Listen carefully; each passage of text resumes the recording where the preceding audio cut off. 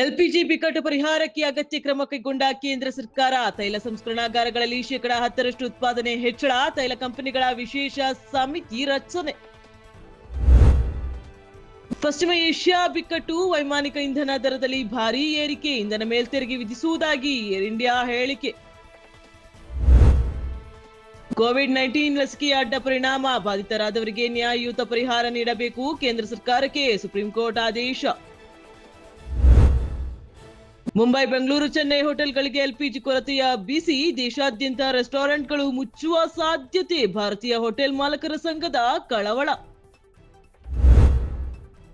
ಬೆಂಗಳೂರಿನಲ್ಲಿ ವಾಣಿಜ್ಯ ಎಲ್ಪಿಜಿ ಕೊರತೆ. ಕೇಂದ್ರ ಸರ್ಕಾರ ತುರ್ತು ಮಧ್ಯ ಪ್ರವೇಶಿಸಿ ಸಮಸ್ಯೆ ಬಗೆಹರಿಸಬೇಕು. ಮುಖ್ಯಮಂತ್ರಿ ಸಿದ್ದರಾಮಯ್ಯ ಮನವಿ. ವೈದ್ಯರ ಬೇಡಿಕೆ ಈಡೇರಿಕೆಯ ಭರವಸೆ ನೀಡಿದ ರಾಜ್ಯ ಸರ್ಕಾರ. ಇಂದಿನಿಂದ ನಡೆಯಬೇಕಿದ್ದ ಮುಷ್ಕರ ಹಿಂಪಡೆದ ಸರ್ಕಾರಿ ವೈದ್ಯರು. ಸರ್ಕಾರಿ ವೈದ್ಯಾಧಿಕಾರಿಗಳ ಸಂಘದ ಅಧ್ಯಕ್ಷರಿಂದ ಮಾಹಿತಿ. ಬೆಂಗಳೂರಿನಲ್ಲಿ ಕಂಬಳ ಪ್ರದರ್ಶನಕ್ಕೆ ಹಸಿರು ನಿಶಾನೆ. ಪೇಟಾರ್ಜಿಯನ್ನು ವಜಾಗೊಳಿಸಿದ ಸುಪ್ರೀಂ ಕೋರ್ಟ್. ರಾಜ್ಯ ರಾಜಧಾನಿಯಲ್ಲಿ ಕರಾವಳಿಯ ಜಾನಪದ ಕ್ರೀಡೆ ನಡೆಸಲು ಅನುಮತಿ. ಸಾಮಾಜಿಕ ಮಾಧ್ಯಮಗಳ ಮೂಲಕ ಶ್ರೀಮಂತ ವ್ಯಕ್ತಿಗಳ ಪರಿಚಯ. ಹನಿ ಟ್ರ್ಯಾಪ್ಗೆಡ್ಡಾಗಿ ಬೀಳಿಸುತ್ತಿದ್ದ ಫ್ಯಾಷನ್ ಡಿಸೈನರ್ ದೀಪಾ. ಬೆಳಗಾವಿ ಪೊಲೀಸರ ವಶಕ್ಕೆ. ಇರಾನ್ನ ಬಾಲಕಿಯರ ಶಾಲೆಯ ಮೇಲೆ ದಾಳಿ. ಅಮೆರಿಕ ಪಾತ್ರ ಒಪ್ಪಿಕೊಂಡ ರಿಪಬ್ಲಿಕನ್ ಸೆನೆಟರ್ ಜಾನ್ ಕೆನಡಿ. ಅದು ಭೀಕರವಾಗಿತ್ತು, ನಾವು ತಪ್ಪು ಮಾಡಿದ್ದೇವೆ ಎಂದು ಹೇಳಿಕೆ.